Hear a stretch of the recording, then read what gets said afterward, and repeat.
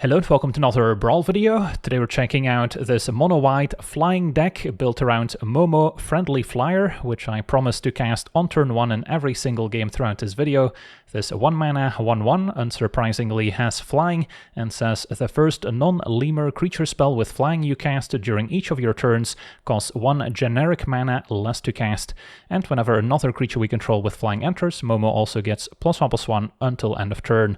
But it's mainly the first ability to discount our flyers that's hugely powerful, as we can already consistently cast our 3-drops on turn 2 and just keep snowballing that mana advantage. It's kind of like having a white Ragavan that will always connect and generate a mana advantage that way. So then if we take a look at our deck breakdown, it's mostly flying creatures, so to make a bit of a better breakdown, I've split it up into a few different categories according to what the card is trying to accomplish within the deck. But of course, if you take a look at the actual curve, it's kind of like someone giving you the middle finger. You want a lot of 3 mana flyers that you can consistently cast on turn 2, and then maybe some other cheap cards in case Momo gets removed. Don't want too many expensive cards, a few 4 and 5 drops that can maybe make the difference, but yeah, that's pretty much how your curve should look like. And then if we take a look at the breakdown by category, we do have a few removal spells. We don't need a ton of removal as a flyers deck, since we can often fly over whatever creatures the opponent presents, but having some efficient answers to deal with opposing flyers or maybe some other problem creatures is usually still worth it. Then despite Momo already giving us a mana discount, it's still good to have some other cards that can generate mana or further give us another mana discount in case Momo gets removed, and especially the Pearl Medallion is incredibly effective in this deck, as we'll see in just a second. Then we've got our protection section. This includes some instants to maybe make the team indestructible, since we will be mostly just curving out and playing lots of creatures to the board, so then having a cheap way to protect the entire team from a board wipe can be incredibly relevant. We have a few of the white counter spells that are available, as well as an equipment to give haste and shroud, which can also come in handy, since our creatures naturally will not have haste. Then we've got our Hate Bears cards, and these are usually the cards you'll see in Death and Taxes style of decks, where we can maybe tax the opponent for casting non-creature spells, maybe the opponent's creatures enter tapped, maybe the opponent has to pay additional mana to attack us, so all those effects added together will slow the opponent down and give us enough time to take over with our flyers. Then most of our remaining flyers end up in the stats section, which is just ways to enhance the creatures that are already in play, or perhaps creatures that have good keywords such as lifelink, which can also help us in a racing situation, so then having ways to pump them up becomes even more beneficial. And then last but not least, our card advantage section, which is highlighted by 10 copies of Tempest Hawk. This is one of those cards that you can play as many copies as you want in your deck. Of course, it's not great to draw multiple copies of Tempest Hawk necessarily, but being able to play one, connect with it, and then search up another copy means that you're never going to run out of creatures to play with a discount from Momo, so that can be very helpful, especially in the grindier matchups. And then we've got some other cards that can also help us draw additional cards or maybe recur creatures out of the graveyard. So yeah, that's pretty much our deck in a nutshell. Now for the deep dive, starting with our removal.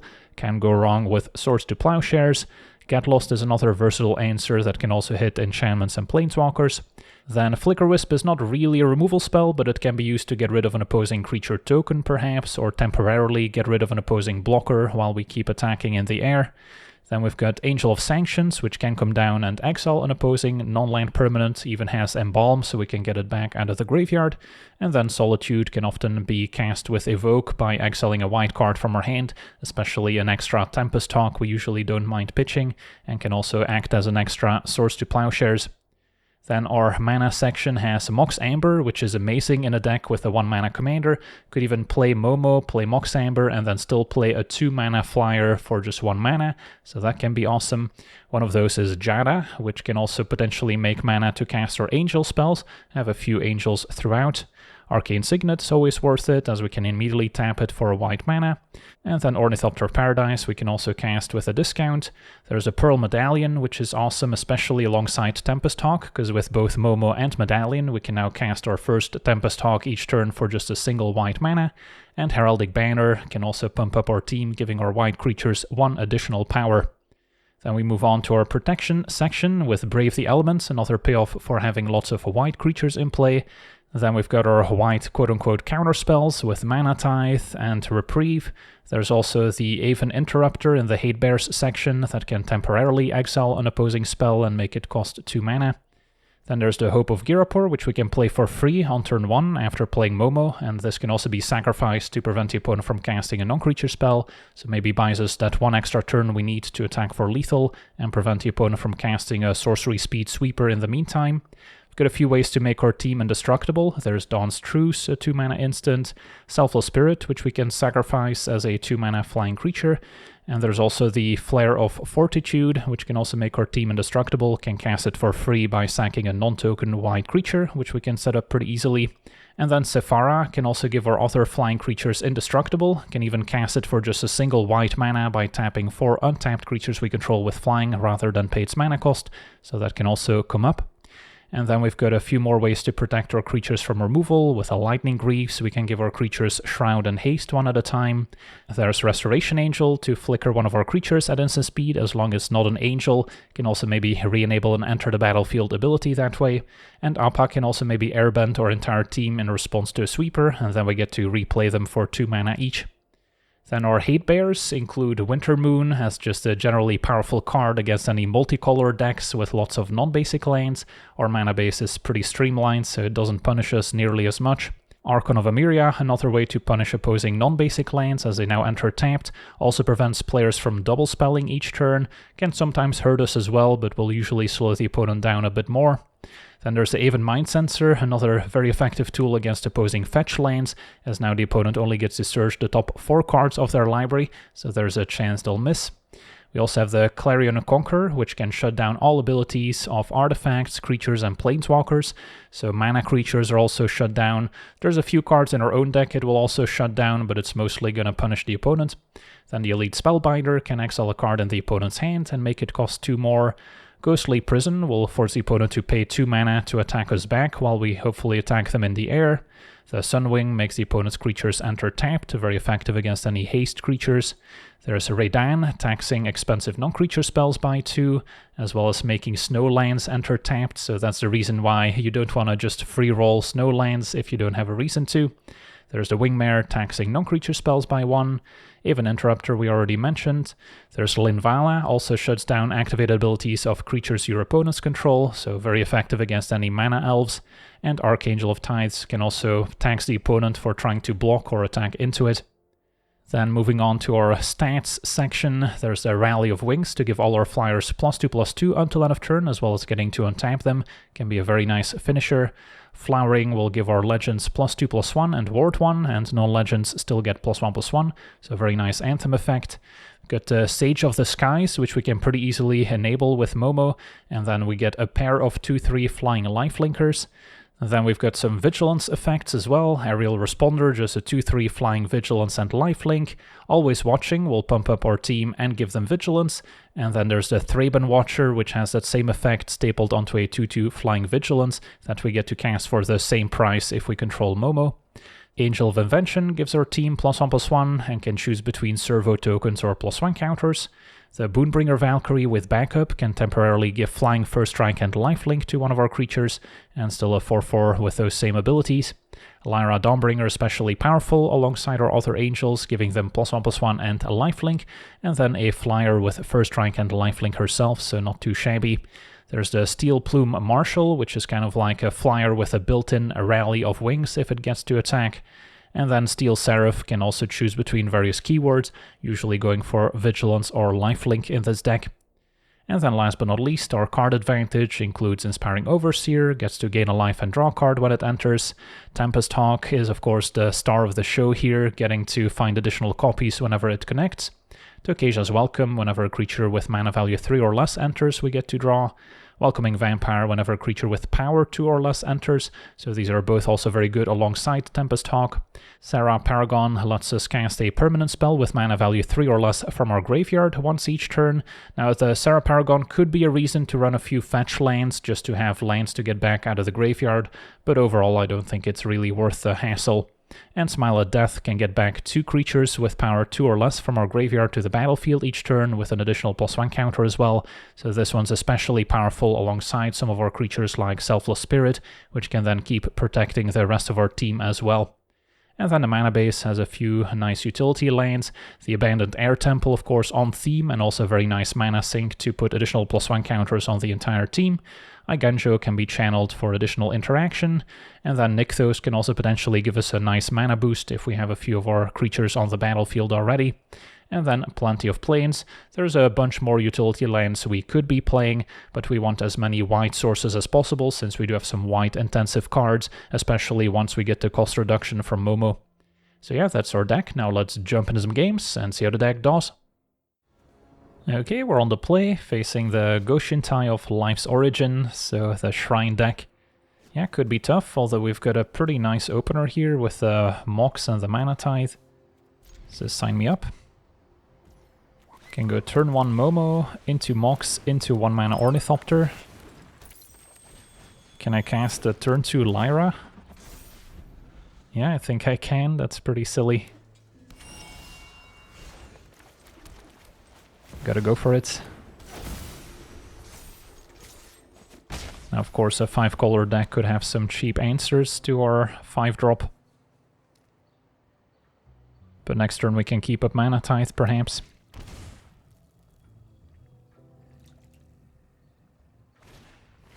Gonna be the Alchemy card. Finds a Shrine. So what makes sense here? Can Always Watching, attack with a Vigilant Ornithopter and then still have Mana Tithe up in disguise. That's reasonable. Could also just play a pair of 2-drops, but they're somewhat likely to play their commander next turn, which I'll want to counter. I guess the Conqueror shuts down all our mana abilities, including Mox and Ornithopter, so we do have to be a little careful there. Yeah, I guess I like the Always Watching play here. And then hope they tap out. And we get them. Maybe I shouldn't even bother countering the commander, because it's not really slowing us down in any capacity.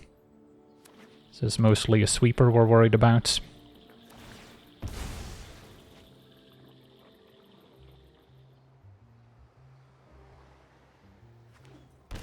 Put them down to 9. And wow, they had the sweeper. On turn 3 we have the counter spell and now they're just dead. What a game. GG's.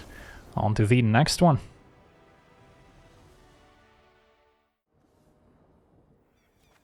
Okay, we're on the draw, facing Breya, 4-color artifact. The fact that they get to make a pair of Thopters is pretty good against our Flier deck.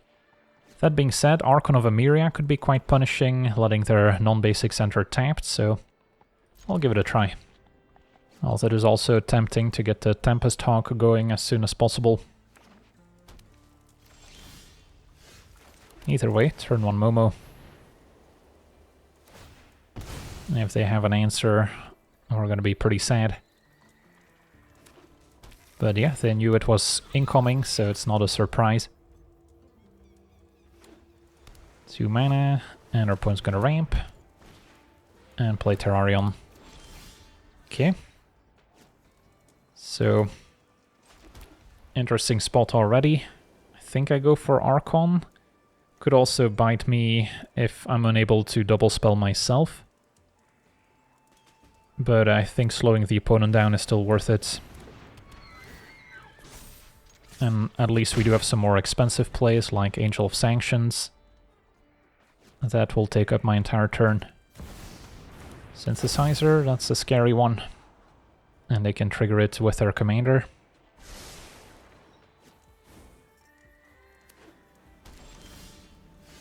Okay. This turn I can either go for Tempest Hawk, although it doesn't look like I'm gonna run out of cards in hand anytime soon. So I might prefer Welcoming Vampire for card advantage. Keep up Swords, which I can still cast in the opponent's turn. And hope to draw some more interaction. Angel might go for Synthesizer. Swords can hit Breya, assuming they have the mana to cast it, but yeah, they have the talisman as well.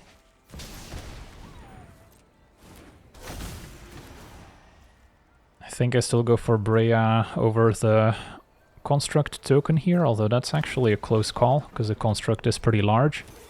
8/8. Could also exile the token with Angel of Sanctions, and then it's going to be gone for good. I think I still got a Swords Breya. And then maybe Angel on the token's the way to go. Ooh, Steel Plume Marshal's good too. Might have to wait a turn on it.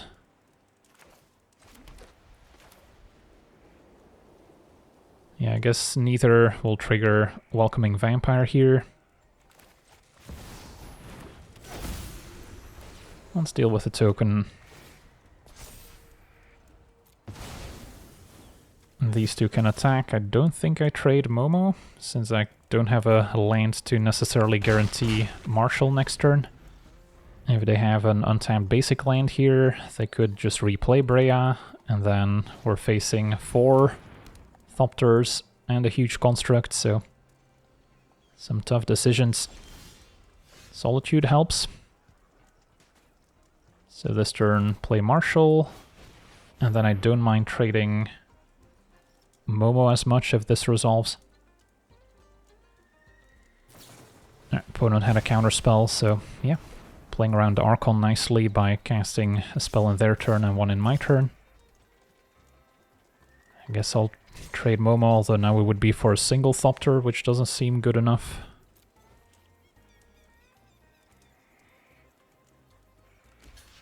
Opponent's gonna preserve their life total.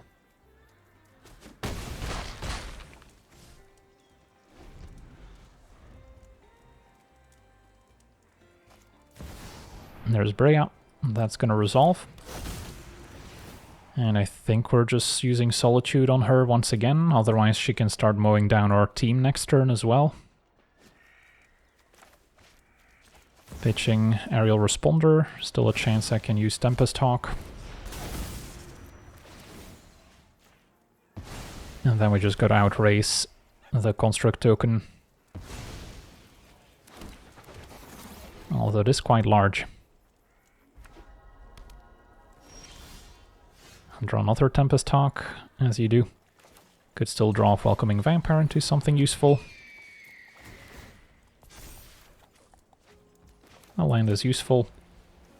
And then attack. I think Momo gets in there too now.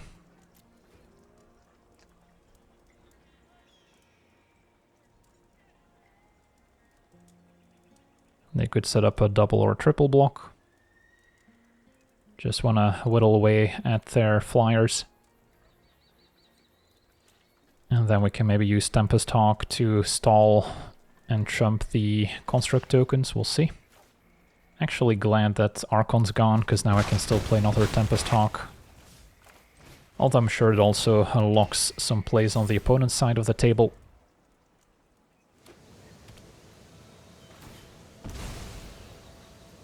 So I guess I could replay Breya once again.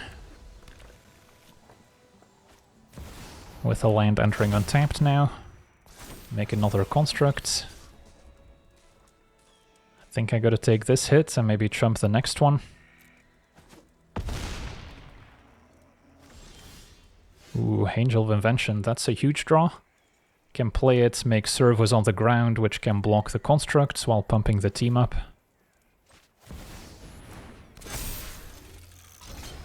Even get to draw off Welcoming Vampire, which is pretty sweet. Okay, let's send the team.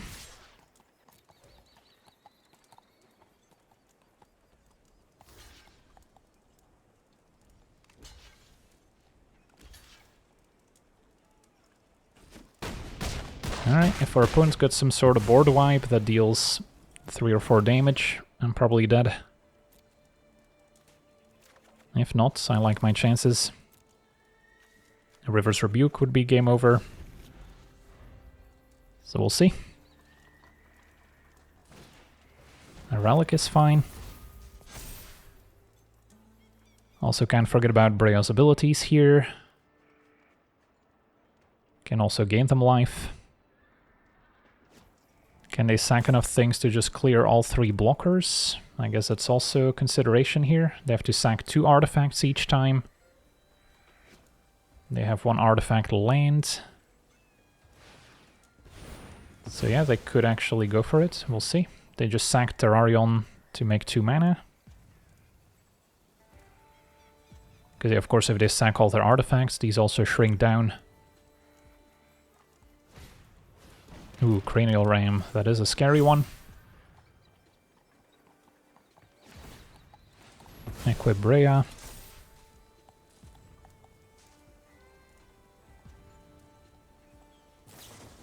Swords my Angel. Okay. Can still jump 2 creatures here.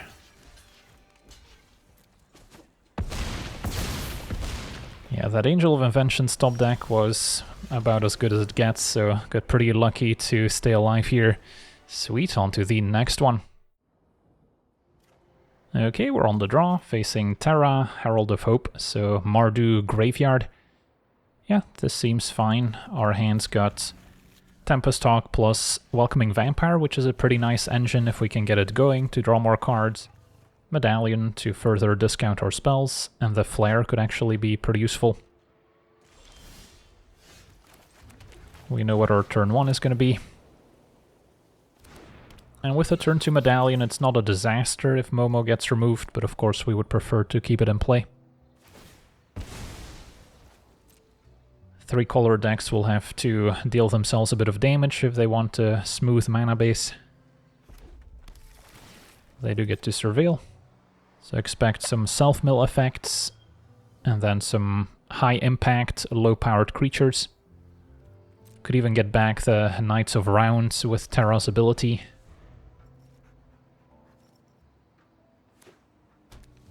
For now, a tap land.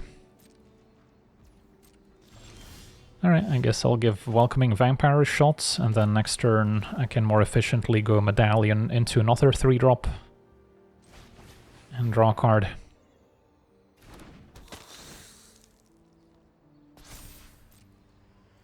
We have a Flare of Fortitude available, in case we need to protect the team, as well as Selfless Spirit. Now these don't protect us from like a Toxic Deluge, which decreases toughness. These only help us against destroy effects or damage-based removal.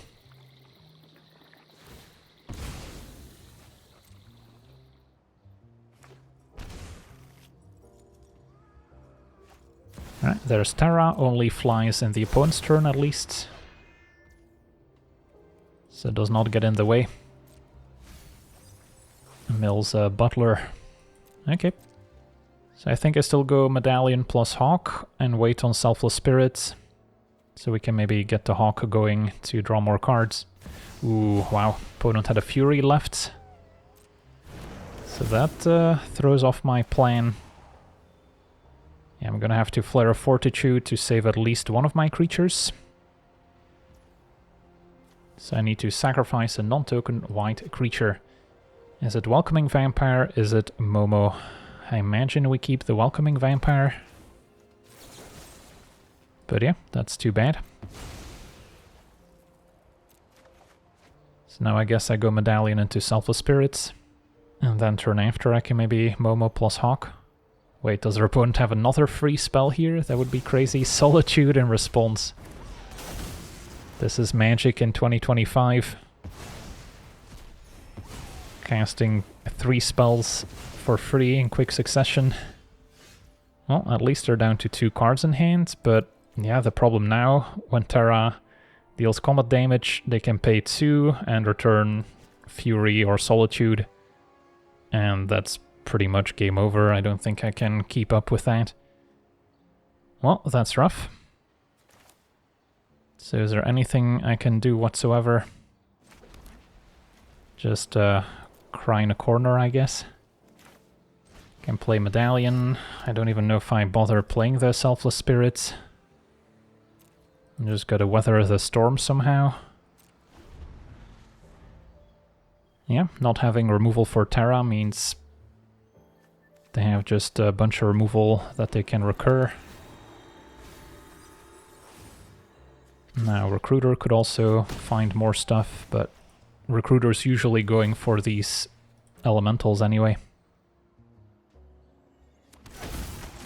Alright, opponent still goes recruiting. Finds a Selfless Savior. Most of my removal exiles, so the Savior's not really doing much. A Lyra would get hit by Solitude, so if we can bait out the Solitude with maybe the Selfless Spirit, then Lyra could try to stabilize us, but it's still gonna be hard. Momo can set up a 1-mana Tempest Hawk, and then I can still play Selfless Spirit. I guess that works.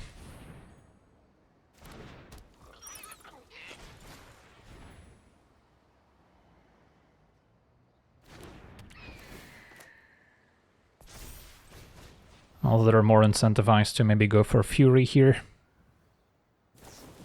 Alright, opponent had a Lightning Bolt as well.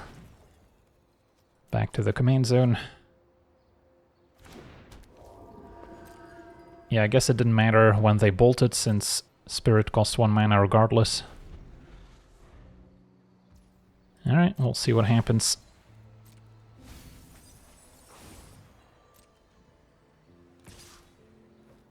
So Terra attacks.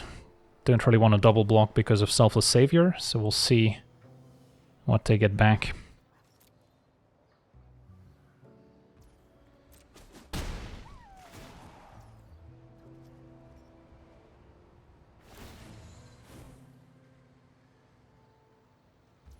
Fury. Yeah, the Solitude still in the graveyard. Can sack the spirits to string together more Hawks, unless there's another removal spell in hand. And now Ghostly Prison isn't bad. Start by attacking.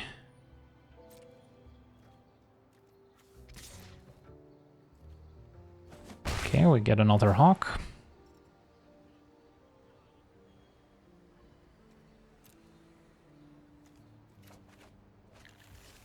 So I could go Momo into a 1-mana Hawk. I think I would rather just play Hawk and Ghostly Prison here.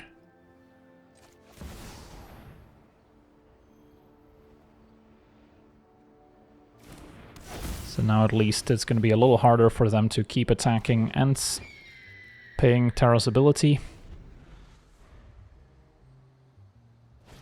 Alright, Skyclave just gets rid of the Ghostly Prison, but now at least they can't pay 2 for Terra's ability. Although we kind of wanted them to get back the Solitude.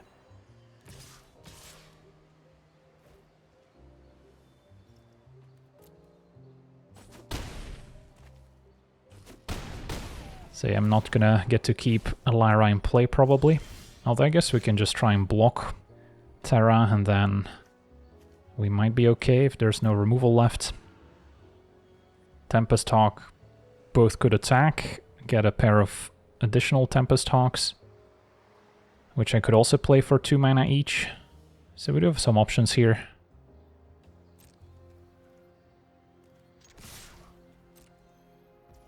And now Swords to Plowshare is a perfect answer to Terra.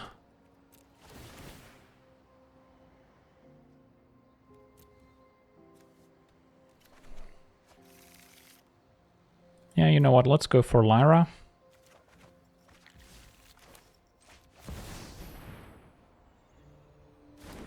And then we'll see what our opponent's prepared to do.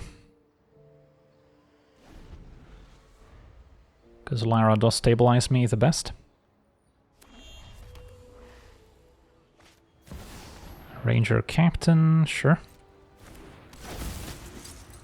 If they try and sack it, I can always respond with my Swords to Plowshares. Mother of Runes makes sense to sneak past my white creatures with Terra. So Mother of Runes is probably the biggest threat on the board here. Fury could attack into Lyra thanks to the Selfless Savior.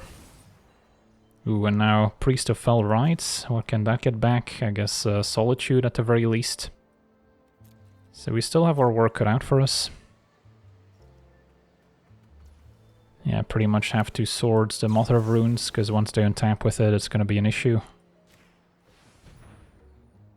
Glad they didn't force the issue with Fury, since I probably would have taken 6. Ooh, and Solitude can maybe return the favor. Pretty good with Tempest Hawk. So yeah, let's attack. Does Lyra get in? Points at 14. Might be reasonable now that we have Solitude.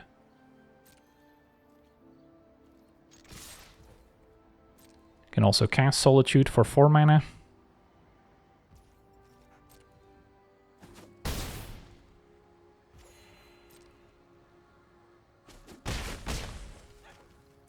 But yeah, this Pearl Medallion's been keeping us in the game.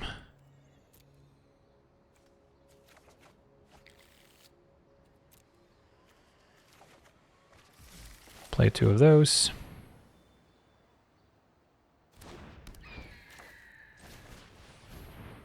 The alternative was, I guess, going Momo into a 1-mana Hawk once again.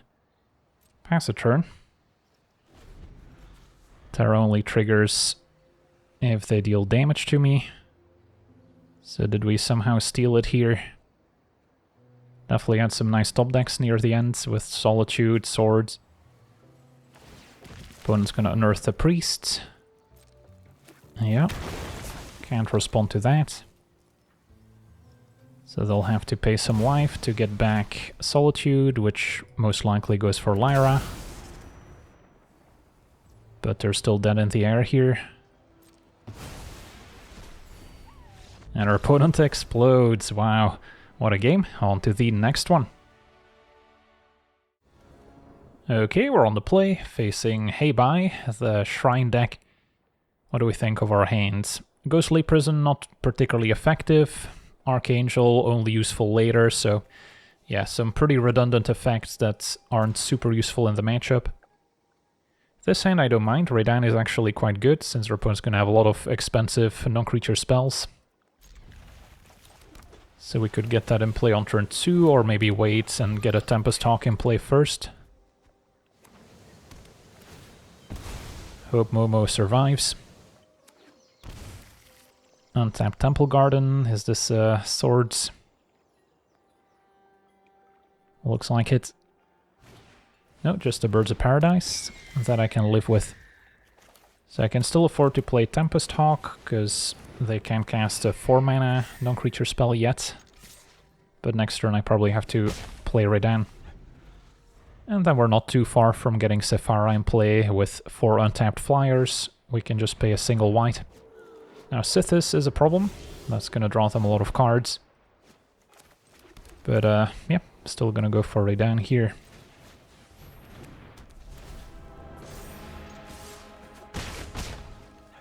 And then next turn, I guess I could go 2-mana Tempest Hawk into 1-mana Sephara.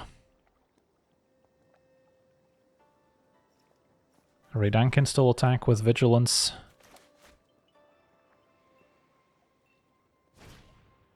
Sanctum does get around the Redan tax. Ooh, Jada, that's an angel. So Redan attacks.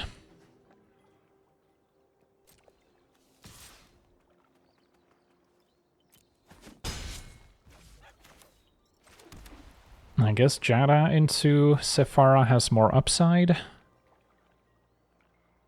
And then that would be my turn, pretty much. Or I can go for Lyra.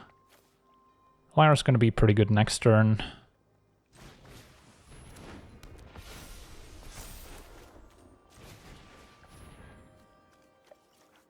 This also protects against certain sweepers they might have.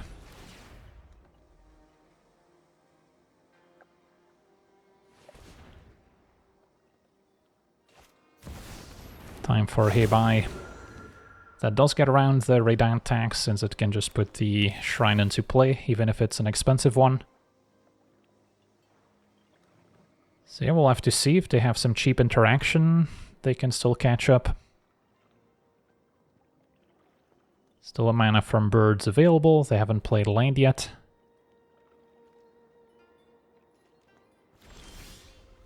Archon. Probably not better than Lyra here.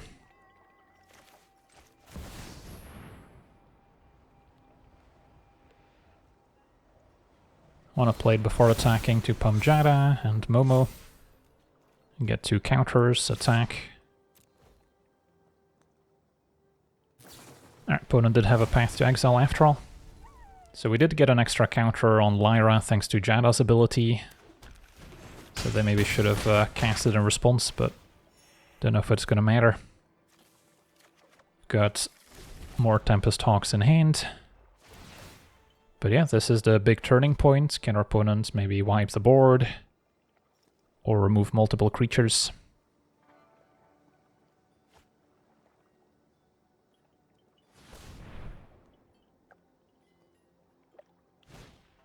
Utopia Sprawl for starters will gain a life.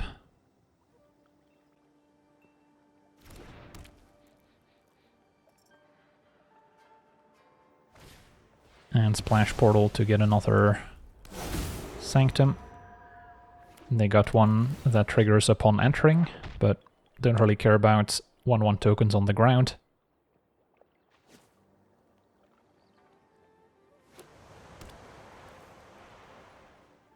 Yeah, Archon would have been decent since their opponent is casting multiple spells now. Stone Fangs doesn't trigger right away at least. But next turn it can start gaining a bunch of life. Oromancy triggers Sithis. So if they chump Lyra, they're still taking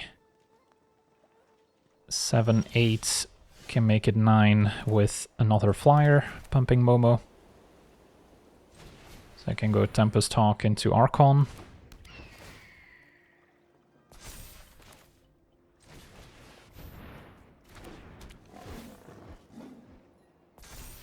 See what happens.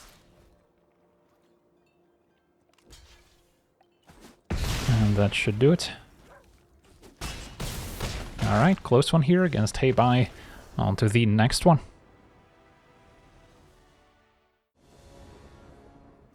Okay, we're on the draw, facing Ghalta, Primal Hunger. So our opponent's going to be ramping into some large tramplers. Yeah, having some actual removal would be nice. This hand can maybe counter Ghalta, but I can't count on it. But a turn 2 Responder, turn 3 Archangel to maybe tax the opponent could still be good enough. Just gotta hope they don't have a particularly explosive start. Alright, no Mana Elf is good news. Now I probably prioritize the Welcoming Vampire. Well, that's actually a close call, because I wouldn't be triggering it anytime soon. Unless I decide to keep up Mana Tithe, which maybe I can get behind. Yeah, you know what, let's go Welcoming Vampire this turn, and then next turn I can go Responder, draw card, keep up Mana Tithe. And then wait an extra turn on Archangel, even though curving Angel into Lyra would be good too. So we got options. It's gonna be a Prototype as a 5-powered creature to discount Ghalta and the Beast. Yeah, that's definitely adding up. So we're not gonna see Ghalta next turn, most likely, but the turn after. If they have a land, they can pay for the Mana Tithe. So maybe I should just go for Archangel anyways. Which means I maybe missed out on 2 life gain here from the Responder. I guess they did miss a land drop, so there's a chance I could have countered the Beast. But yeah, they drew the land, so we'll see what happens. Prototype cannot attack or block unless the player has no cards in hand, so not really a threat. Alright, never mind, I guess by animating the land, they were still able to play Ghalta here. Yeah, but it's not like Mana Tithe would have helped. So, best I can do is play Lyra and hope the lifelink keeps me in the game. So when this is attacking, our opponent can block. Yeah, it's not going to be untapped, so our opponent's not going to have to pay any tax. But let's just try and win in the air. Opponent's at 11, so next turn they would be dead. Could have gained myself 4 more life. We'll see if it ends up making a difference. I believe this is also slightly upgraded compared to the regular version where it's only a 3/3. In which case Mana Tithe could have actually countered Ghalta. Hulking Raptor is acceptable, so we're just taking 12. And yeah, unless the Loam Speaker has anything up its sleeve, we should get there. Could also keep up Mana Tithe now, so we have options. But out of curiosity, we can have a look at their hand. They had proportions to maybe win the game. But yeah, we should be okay here. Can play another creature out to pump Momo, but we should already have lethal. Finally draw off Welcoming Vampire. Mind Sensor can be good against certain green decks if they're fetching a lot, but doesn't seem to be the case here. Alright, on to the next one. Alright, we're on the draw, facing Fire Lord Zuko. So Firebending X, where X is its power. When they cast spells from exile, they get +1 counters on each creature, so a couple ways to build it. This hand seems okay, hoping Momo survives, although the Mardu colors are known for their removal, opponents on the play, so even a 2-mana removal spell would be good enough. And yeah, without Momo our hand slows down significantly, although I'll still have a 2-mana reprieve into a 3-drop available at least. Spellbinder into Restoration Angel is a pretty sweet curve.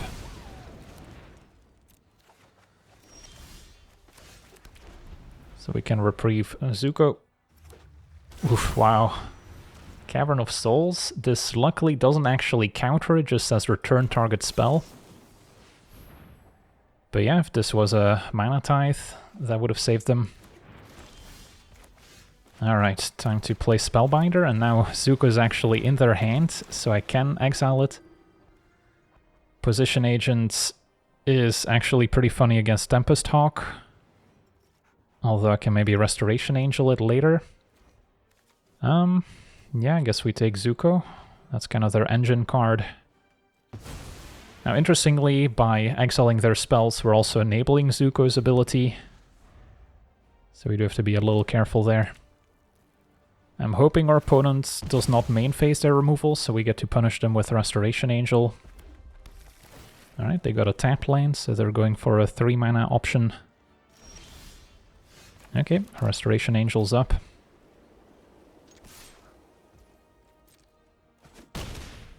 Pass a turn.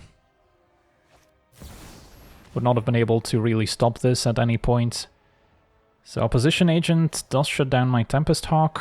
But now I should probably Resto Angel the Spellbinder.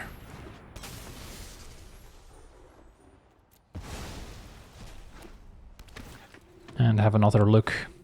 Alright, so it's still Get Lost, Giant Killer. We're not gonna go up to 4 power.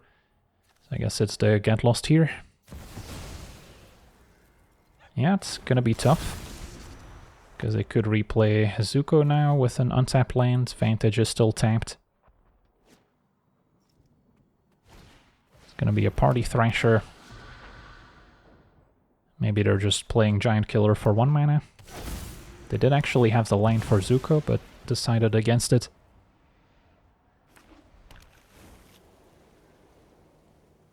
So their mana sequencing is a little weird.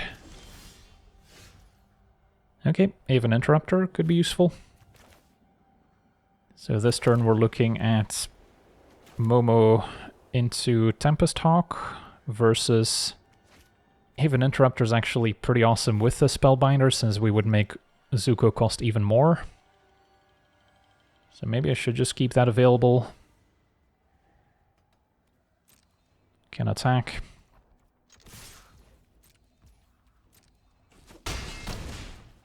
Yeah, it's a little awkward here, but let's see how this works out.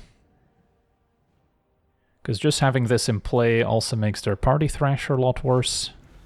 So I kind of just want to cast this at the first opportunity.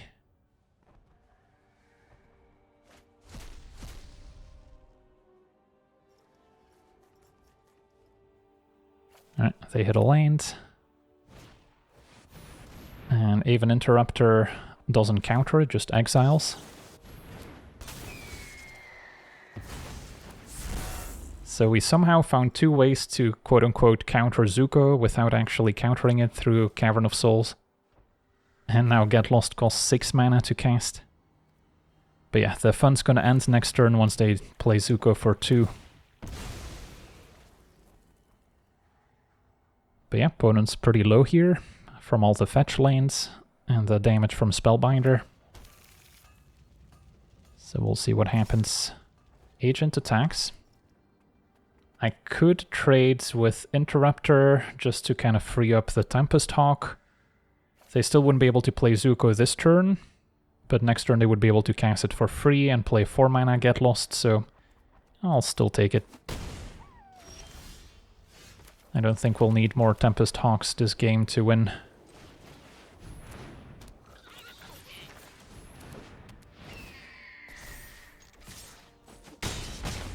Opponent's at 4. So unless they find a board wipe here, we might get it.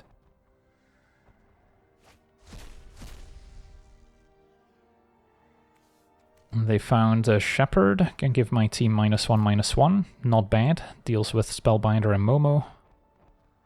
Not enough by itself.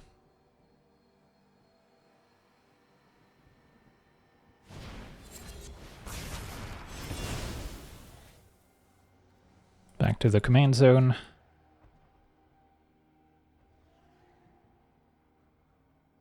One unknown card in hand. And it's a Virtue Persistence, alright, so they're still in the game now. Play Zuko for free. The tax from Interrupter's gone.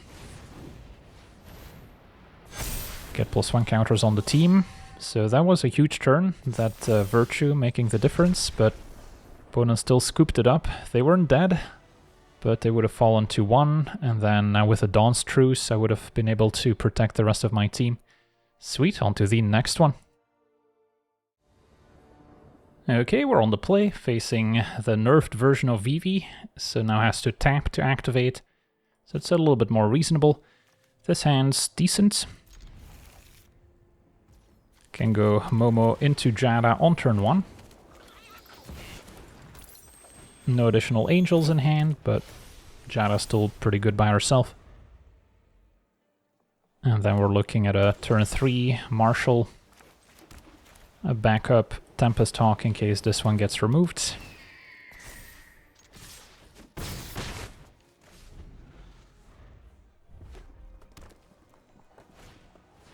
And a Mind Stone for a bit of ramp. Alright, so coast is clear for Marshall. And next turn that's a ton of damage if they can't answer it, although blue-red is pretty likely to have a 3 damage burn spell. If not, +2/+2 to my team. And if they're answering Marshall, they're probably not playing Vivi. Lightning Axe having to discard a Temporal Manipulation and a Heuristic Study. That one I don't care about. Alright, Tempest Hawk. I guess I'll pay as opposed to being able to play a pair of Tempest Hawks. So I guess I did care about Heuristic Study a little bit.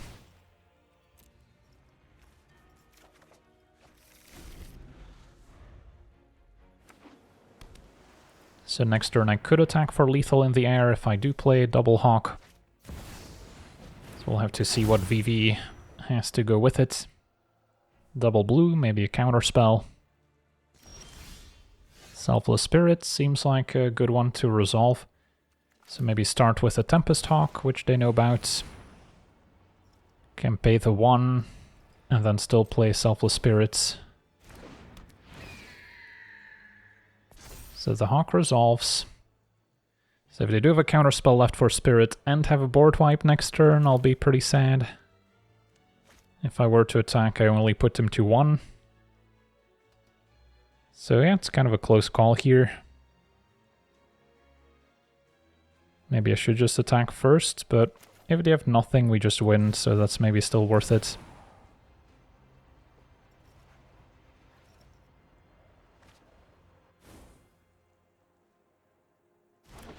Alright, that resolves. So we have 9 in the air, and Spirit can now protect my creatures from removal unless it's a bounce spell. shore up, that's fine. Yeah, it's not quite the same Vivi it used to be, otherwise we might have been in a bit more trouble. On to the next one.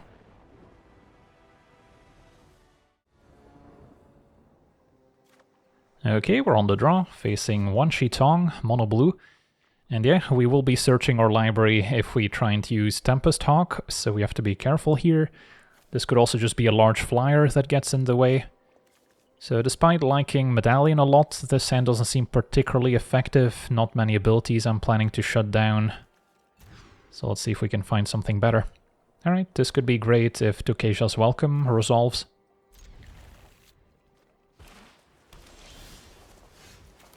And of course, Tempest Hawk. Do they have a 1-mana counterspell? They don't. They could have a way to shut down my commander. Unable to scream. Now, Brave the Elements should be an answer here, because this is still white, I believe. Yeah, and part of protection is it cannot be enchanted or equipped. So, yeah, I'll go for it now. Name blue. And then still play 1-mana Ornithopter.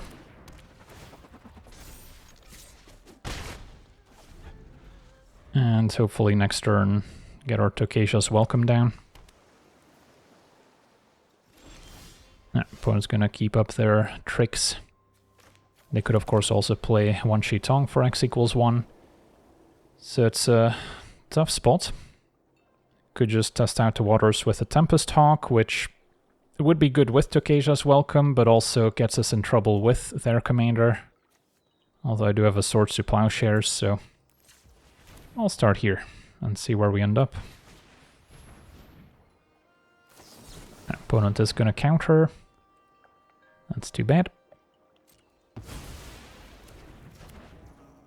I'll just hit for 1. So we need some more creatures here. My hand is pretty action light. Flicker Wisp is a good one. Try Tukesha's Welcome now.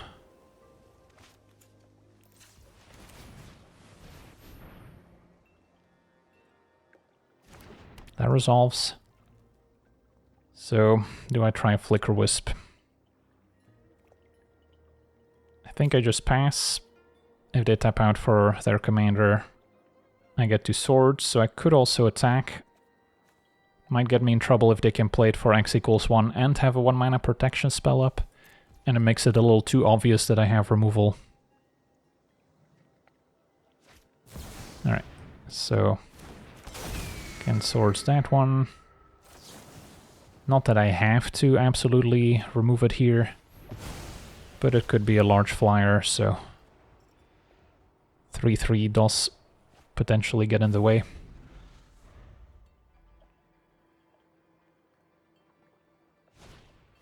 Alright, opponent's gonna steal Momo.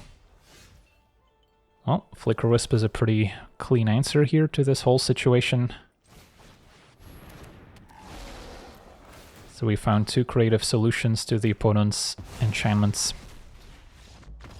And our opponent doesn't want to play anymore. Alright, on to the next one. Okay, we're on the play, facing Zurgo Stormrender. Wintermoon should be good in the matchup. Drawing triple Tempest Hawk is not ideal. So I think I still take a mulligan here. Alright, this is a bit more reasonable. And yeah, between Pearl Medallion and Momo, we could pretty easily enable the Sage of the Skies.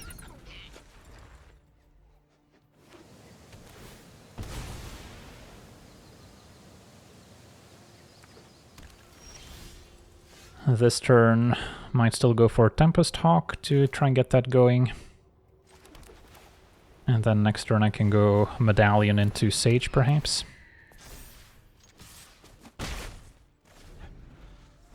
Abandoned Air Temple also pretty flavorful here with Momo.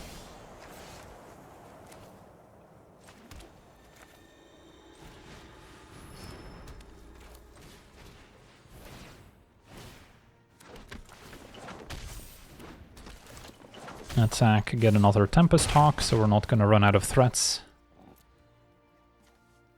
And we can cast these for 1 mana each turn. The token from Sage also contributes a Devotion for Nykthos. Ooh, Dark Ritual. Into Black Market Connections. And a Bombardment. Alright, that could be an issue, but they did not shoot down Momo. And now a Welcoming Vampire is pretty good too. Can play that, still play a 2 mana Hawk. Can I put Nykthos to use? I guess I can go Vampire into Nykthos.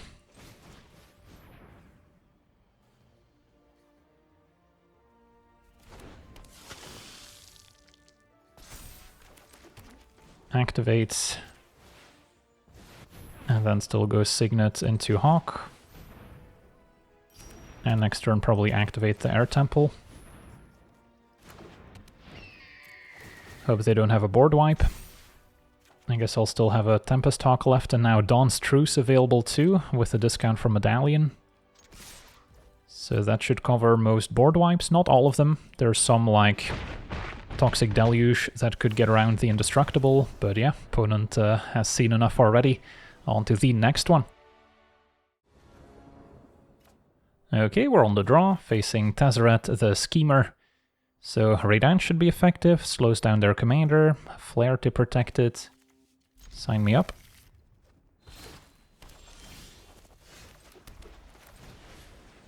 So turn 2, I don't have to immediately play Radan. I could maybe sneak the Welcoming Vampire into play first. Unless they keep up a counterspell, we'll see. Alright, that's too bad. Flier's not going to help against the Shieldred's Edict. At least I still have a 2 mana play available.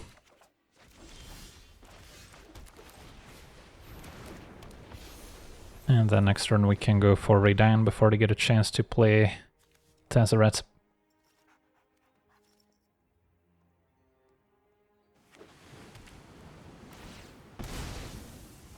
So would rather have them remove Jada than keep up a counter spell. That's going to be a Connections, that's a good one. Flicker Wisp could eventually maybe answer a treasure token.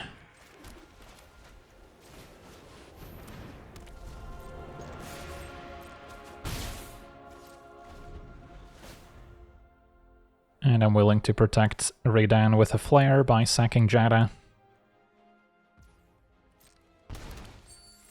Card draw and treasure. Still 6 mana to cast their 4 mana commander. And a Metamorph. Okay, so maybe copies Radan to have a 2/3 blocker. Fair enough. So I can play the Valkyrie since we get to tap Jada. That's a pretty clean answer here, so pretty good top deck. Unless their opponent's got a counterspell up, which they don't. So now Radan can attack past Radan. Still have Flare to protect whatever creature they try to remove.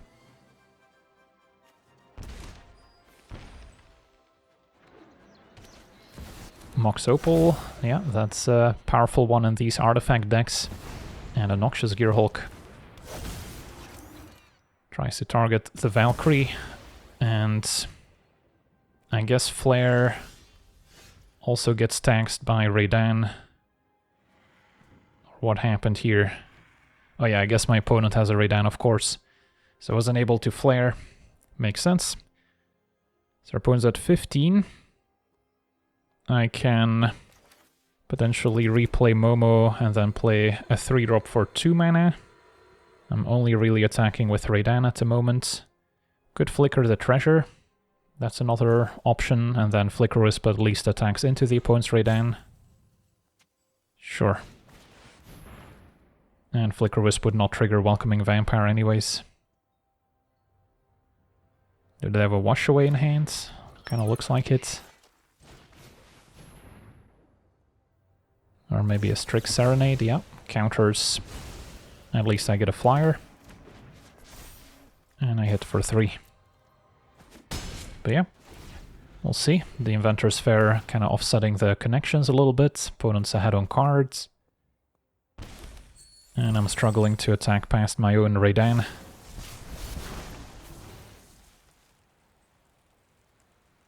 Well, at least they haven't deployed their commander yet.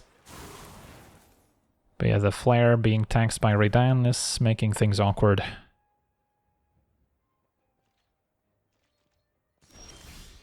Well, I got to untap. So 4, 5, 6. I can go Welcoming Vampire, then Hawk costs 3, so I won't be able to keep up Flare. Maybe I do just jam a bunch of Flyers to pump Momo. Also can't forget about Air Temple as a mana sink, maybe that would have been even better here. So I don't overextend into a sweeper. Could see myself going for an all-out attack. Our opponent did have a counterspell, finally fires it off. So I don't get to pump Momo, so now an all-out attack lets them probably eat Jada, take 7 down to 3. Next turn they can keep their life total the same. Does Tezzeret gain life? Not right away. Yeah, close call. Maybe an all-out attack isn't so crazy.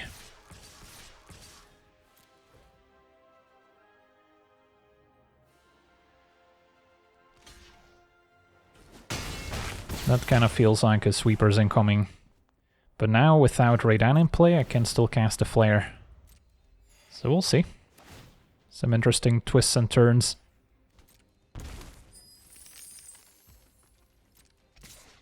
Yeah, this definitely feels like I'm gonna just attack and cast a sweeper second main with how fast they're moving.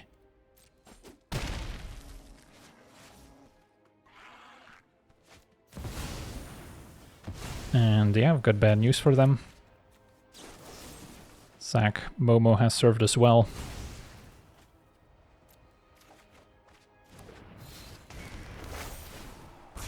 And our opponent loses the Gear Hulk, we don't lose anything, can activate Air Temple and attack back for lethal. So yeah, we get to cast Momo on turn 1 in every single game, so that makes up for the standard Momo video where I didn't get to do so apparently, despite having it in my opening hand. But yeah, turn 1 Momo is incredibly powerful, demands that the opponent has an immediate answer, which sometimes they will have, and then your deck feels a little sluggish to get started. Sometimes they don't, and then you just get to curve out beautifully. Tempest Hawk was a lot of fun to play with as well, so yeah, can definitely recommend the deck if you're looking for a monowhite aggro deck for the current Brawl format. So yeah, that's going to do it for today's gameplay. Want to thank you for watching, hope you enjoyed, and as always, have a nice day.